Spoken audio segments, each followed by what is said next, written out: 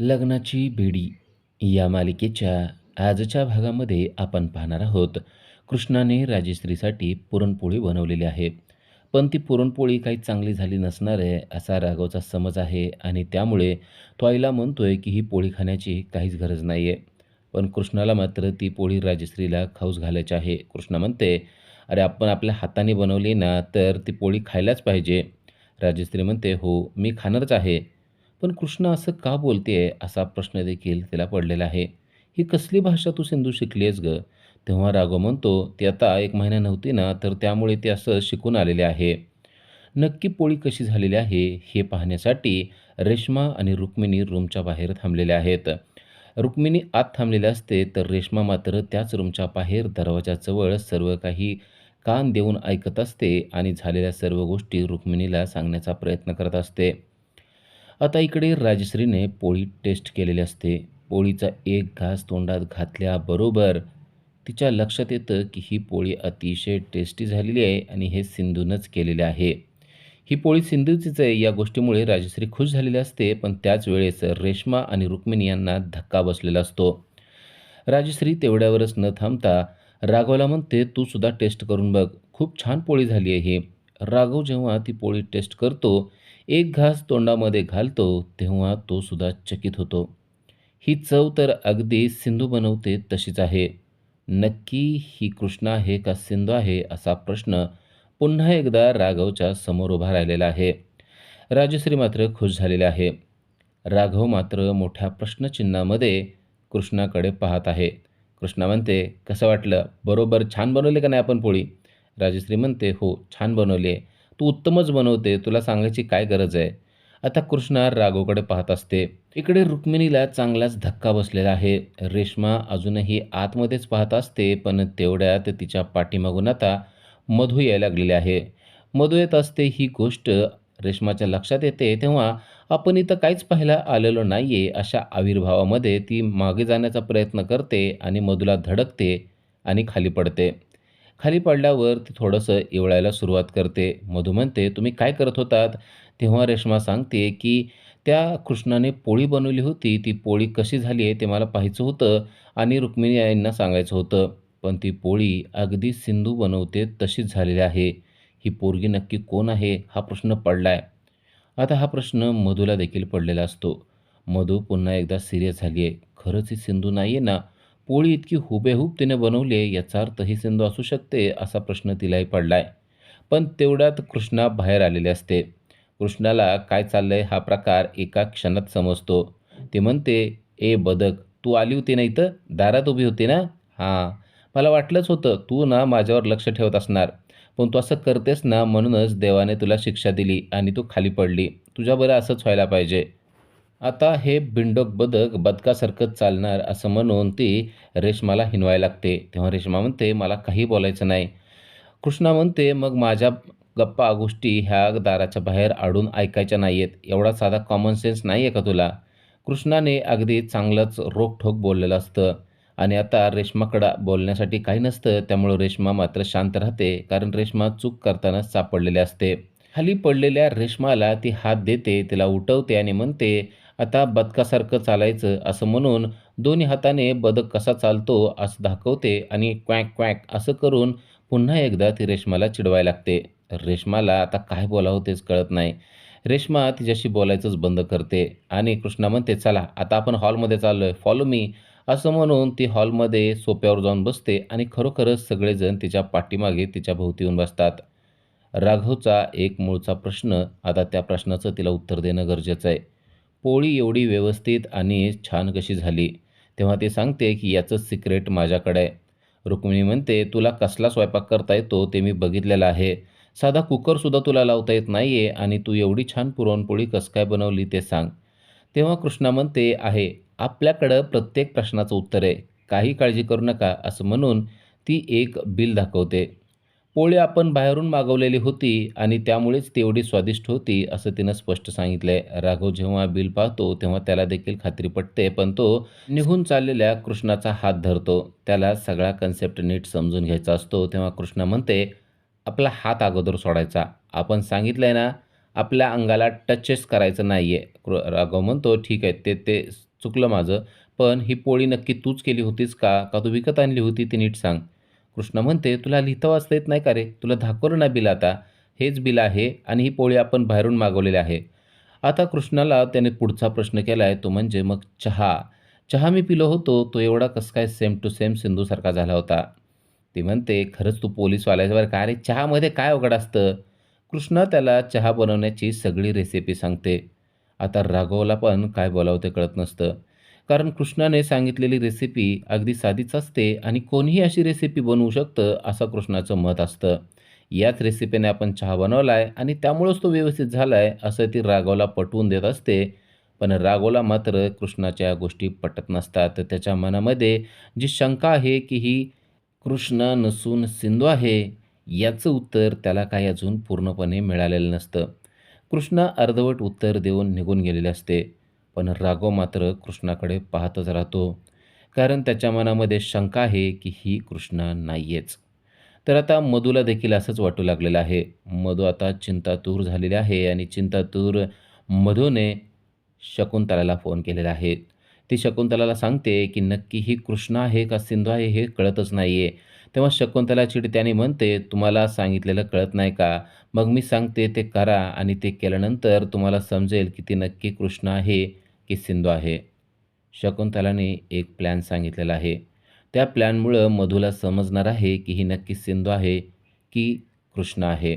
मधू म्हणते, "पण या प्लॅनमध्ये तिच्या जीवावर बेतू शकतं." शकुंतला म्हणते, "आता सिंधू होणं आणि कृष्णा होणं हे काय एवढं सोपं आहे का? तिला समजू द्या की ती ज्याच्याशी खेळते ती गोष्ट अवघड आहे. बेतू द्या, प्राणावर बेतलं तरी बेहत्तर, पण आपल्याला समजेल ना की ती कृष्ण आहे का सिंधू आहे?" असं म्हणून शकुंतला फोन ठेवते आणि आता मधू या गोष्टीवर फिक्स झाली आहे की आपण हा प्लॅन वर्क करायचा आणि ओळखायचं की ही सिंधू आहे की कृष्ण आहे. सकाळ होते. कृष्णा आणि कृष्णाची मावशी अजूनही शांतपणे झोपलेल्या असतात. कृष्णाची मावशी उठते, पण कृष्णा मात्र अजूनही झोपलेले असते. "कृष्णा, ए कृष्णा उठ. अगं सूर्य डोक्यावर आलाय." असं म्हणून ती कृष्णाला उठवण्याचा प्रयत्न करते, पण कृष्णा उठत नसते. तेवढ्यात मधू तेथे आलेले आहे. मधू गोदामावशीला म्हणते, की "अजून कृष्णा उठली नाही का?" तेव्हा गोदामावशी सांगतात, की "नाही, कृष्णा इतक्या लवकर काय उठायची नाही. अजूनही ती झोपलेलीच आहे." तेव्हा मधू म्हणते, "तिला उठवा ना." मग गोदा मावशी तिला हाक मारून उठवते. तेव्हा कृष्णा एकदम धाडकन उठते आणि म्हणते, "मारीत टोपी, कुणी उठवलं रे आपल्याला? काय गरज आहे इतक्या लवकर उठायची?" तेव्हा मधू म्हणते, "मीच उठवायला लावलं होतं. मी तुम्हाला थँक म्हणायला आले." कृष्णा म्हणते, "थँक कशाला थँक मधू म्हणते, "राजश्री आईंसाठी तू जी पोळी बनवली ती त्यांना खूप आवडली म्हणून." कृष्णा म्हणते, "तू अगदी या घरातल्या असल्यासारखं येतेस आणि म्हणते. काय गरज आहे तुला या घरातल्यांसाठी एवढं करण्याची?" मधू म्हणते, "म्हणजे मी या घरातलीच आहे. घरातली असल्यासारखी काय?" कृष्णा म्हणते, की "मला तर नाही वाटत तू या घरातली आहे." मधू म्हणते, "असं बोलण्याचा तुला काय अधिकार नाहीये." कृष्णा म्हणते, "तुझी बडबड झाली असेल तर तू निघ आता." पण आता मधूला गोड बोलायचं असतं. तेवढ्यात मधू तो विषय टाळते आणि म्हणते, "पण एक गोष्ट मात्र आहे, तुझा ड्रेस सेन्स खूप छान आहे." लगेच कृष्णा तो विषय सोडून देते आणि म्हणते, "हां, आता आपल्याला पटलं बघ. आपला ड्रेस सेन्सच नाही, आपला मेकअप सेन्ससुद्धा खूप भारी आहे. आपल्याकडं ना एकदम भारी मेकअप किटसुद्धा आहे. आपण दाखवू तुला." असं म्हणून ती मेकअप किट आणते आणि दाखवायला सुरुवात करते. मधू म्हणते, "नुसतं दाखवणारच आहेस का मला मेकअप पण करून देणार आहेस?" तेव्हा तर कृष्णा अजूनच खुश होते आणि म्हणते, "हां, ही गोष्ट आपल्याला आवडते. आपण तुझा एकदम सॉलिड मेकअप करून देतो. तू ना असा आरशात बघत बसशील असा मेकअप आपण करून देऊ शकतो." मधू म्हणते, "अरे वाह! खरंच देशील तू असा मेकअप करून?" कृष्णा म्हणते, "आता काही बोलायची गरज आहे का? तू आपल्याकडे आली आणि आपल्याला म्हणलीस ना मेकअप करून दे, त्यातच आपल्याला सगळं काय मिळालं. आपण तुझा एकदम सॉलिड मेकअप करून देणार म्हणजे देणार." आता मधूच्या डोक्यात काय प्लॅन आहे ते आपल्याला पुढे समजणार आहे.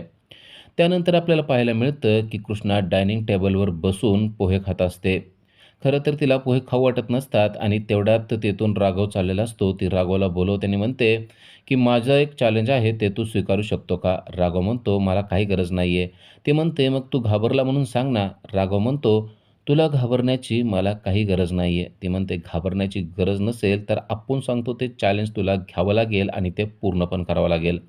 राघव म्हणतो, "कसलं चॅलेंज आहे? काय सांगशील का मला नीट?" सिंधू म्हणते, "हे बघ, आपण सगळं नीट सांगतो, पण उगाच आपल्यावर चिडचिड करायची नाही. आपण सांगतो तसं करायचं आणि हारला तर आपण सांगेल तसं करावं लागेल. हे मान्य असेल तर आपण सगळं सांगणार." राघव म्हणतो, "तुझी बडबड बंद झाली असेल तर मला सांगशील का नक्की की काय चॅलेंज आहे ते?" ते म्हणते, "एकदम सोपं चॅलेंज आहे. हे बघ, आपल्याकडं इथं बॉटल आहे आणि या बॉटलमध्ये आपण आता फूल टाकणार आहे."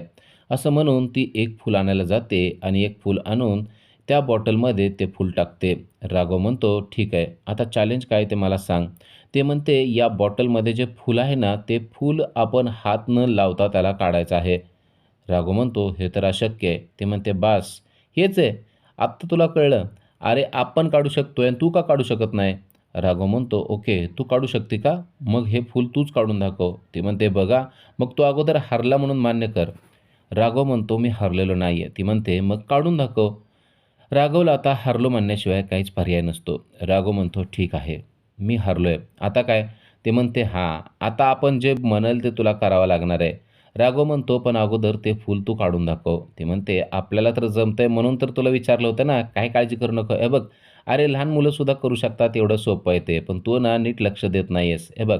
असं म्हणून ती बॉटलमध्ये फूल टाकलेलं आहे, त्यामध्ये पाणी भरायला लागते आणि त्यामुळं ते फूल वर यायला लागतं. राघवला हा सगळा बालिशपणा वाटत असतो. पण आता ते फूल तिनं काढलेलं असतं आणि ती स्मितहास्य करून राघवकडे पाहत असते आणि राघवला म्हणते, "आता आपण सांगाल ते करावं लागेल." राघव म्हणतो, "काय करायचं आहे ते सांग." ती म्हणते, "आपल्याला ना पोहे खायचेत पण आपल्याला खाऊ वाटत नाही आहेत. मला असं वाटतंय की आपल्याला ते पोहे तू भरवले पाहिजेत." राघवला आता हिला काय बोलावं तेच कळत नसतं. नक्की ही असं का वागते हे देखील त्याला कळत नसतं. ही बालिश आहे, ही सिंधू आहे, ही कृष्ण आहे, ही नक्की काय आहे? असा मोठा प्रश्न त्याला पडलेला असतो. पण आता तो निघून चाललेला असतो आणि कृष्णा त्याला म्हणते, की असं प्रॉमिसेस ब्रेक करायचे नाहीत, आपल्याला भरव." असं म्हणून त्याला भरवायला लावते आणि राघव देखील तिला एक-एक चमच्याचा घास भरवायला लागतो. आणि ती म्हणते, की "नुसतं चमच्याने घासच भरवणार आहे का? अरे, हे किती ड्राय आहे. आपल्याला पाणीसुद्धा पाजलं पाहिजे ना." असं म्हणून राघवच्या हातानं पाणी देखील पीत असते. राघवला मात्र सिंधूचीच आठवण येत असते. आपण सिंधूलाच भरवतोय असा भास त्याला होत असतो. त्याला या गोष्टीचा आनंद देखील होत असतो, की आपण कृष्णाला भरवत असताना आपल्यासमोर सिंधूच आलेली आहे आणि सिंधू स्मितहास्य करून आपला एक-एक घास खात आहे असं त्याला वाटत असतं. कृष्णा एक-एक घास खात असते, पण आता राघवच्या लक्षात येतं, की ही कृष्णा आहे, ही सिंधू नाहीये आणि तो भानावर येतो आणि तिथून निघून जातो. कृष्णा त्याला थांबवण्याचा प्रयत्न करत असते, पण तो थांबत नाही. इकडे ऋषभ रेश्माच्या पुढे हात जोडून उभा आहे. "रेश्मा, जे काही झालं ते विसरून जा, सोडून दे," असं तो म्हणत असतो. पण रेश्मा मात्र ते सोडून देण्यास तयार नसते. तेवढ्यात राघव तिथे येतो. रेश्मा राघवचं बोलणं अर्धवट राहतं. कृष्णा देखील तिकडून येते आणि पाहते, की रेश्मा आणि ऋषभ यांच्यात नक्कीच काहीतरी झालेलं आहे आणि रेश्मा त्याला माफ करण्यास तयार नाहीये. राघव देखील तिला माफ कर म्हणून सांगतो, पण रेश्मा तिथून निघून जाते. कृष्णा पाहते आणि म्हणते, "इथं तर सॉलिड ड्रामा आपल्याला पाहायला मिळतोय. एकदम एंटरटेनमेंट फुल आहे इथे." आणि ती पण निघून जाते. आता राघव आणि ऋषभ दोघेच तिथे असतात आणि राघवने ऋषभला एक काम सांगितलेलं आहे. राघव ऋषभला म्हणतोय, की "मी एक तुला जबाबदारी देतोय, ती जबाबदारी तू पार पाडायची." आणि एक घड्याळ तो ऋषभला दाखवतो आणि म्हणतो, "हे घड्याळ तू कृष्णाला गिफ्ट करायचं." तो म्हणतो, "का? हे घड्याळ यात काय आहे विशेष?" तेव्हा राघव सांगतो, की "यात ट्रॅकर आहे. कृष्णा नक्की कुठं जाते, काय करते, कोणाला भेटते, या सगळ्या गोष्टी आपल्याला यामुळे उघड होणार आहेत." उद्याच्या भागामध्ये आपण पाहणार आहोत, की ऋषभने कृष्णाला ते घड्याळ गिफ्ट दिलेलं असतं आणि ते गिफ्ट पाहून कृष्णा एकदम खुश झालेला असते. खरंच तो आपला भाई आहेस बरं का. असं गिफ्ट आपल्याला भाईच देऊ शकतो असं ते त्याला म्हणते आणि हे गिफ्ट आपण आपल्या हातामध्ये घालणार. आपल्याला हे गिफ्ट खूप आवडलं. तो राघव आहे ना, तो असलं गिफ्ट आपल्याला कधीच देणार नाही आपल्याला माहिती आहे. पण तो आपला भाई आहे ना, तू बघ लगेच आपल्याला गिफ्ट दिलं. तुलाच आपली किंमत माहिती आहे ना, असं म्हणून ती राघवची स्तुती करत नसते, पण ऋषभची मात्र चांगली स्तुती करत असते आणि ते घड्याळ तिने स्वतःला घेतलेलं असतं. ही नक्कीच सिंधूच आहे, पण ही सिंधू नसून कृष्णा का बनलेली आहे, असा प्रश्न राघवला पडलेला असतो. त्यानंतर आपल्याला पाहायला मिळतं, की राघवला ऋषभचा फोन आलेला आहे आणि तो कृष्णाच्या हातात आहे आणि तो लाउडस्पीकरवर टाकलेला आहे आणि ऋषभ राघवला सांगतोय, की "तू दिलेलं घड्याळ मी त्या कृष्णाला दिलंय." तो म्हणतो, की "कसलं घड्याळ? मी कधी कोणतं घड्याळ दिलं होतं?" तेव्हा ऋषभ म्हणतो, "अरे लगेच विसरला का? ते ट्रॅकरचं घड्याळ की ज्यामुळं आपल्याला समजणार आहे कृष्णा कुठं-कुठं जाते ते." आता कृष्णाला डायरेक्ट समजलंय की घड्याळ रागावून द्यायला लावलेलं आहे, पण ते ट्रॅकरचं घड्याळ मुद्दाम जाणीवपूर्वक आपल्यावर लक्ष ठेवण्यासाठी दिलं गेले, ही गोष्टसुद्धा आता कृष्णाला समजलेली आहे.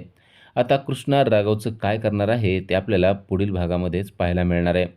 अशाच अपडेटसाठी आजच आमच्या चॅनलला सबस्क्राईब करा. Thank you.